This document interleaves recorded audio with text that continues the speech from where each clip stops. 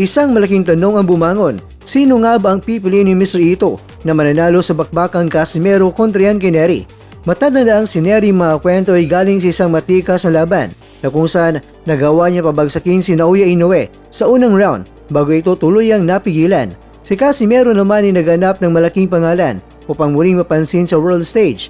Kung pagbabasihan ang naging pahayag ni Mr. Masayuki Ito, magiging isang napakatinding toss-up o dikit na laban ito. Ngunit may kunting bintay siya para sa kanyang dating alaga. Para kay Casimero, kung dadaan ito sa tamang kampo at ensayo, ang lakas ni Casimero ay kayang patulugin si Nery. Lalo na't napatunayan ng marupok din ang mga panga ng Meksikano kapag tinatamaan ng malinis. At para kay Nery, si Nery ay laging handa sa digmaan at may mataas na laban. Nalaktibo ito sa mga world level na bakbakan kamakailan lang. Pero gayon pa man, dahil sa personal na kaalaman ni Mr. Ito sa raw power at mentalidad ni Casimero, kapag ito ay 100% motivated, malaki ang kanyang paniniwala na kapag pumasok ang mga counter punches ng Pilipino, si Casimero ang magwawagi sa pamamagitan ng knockout.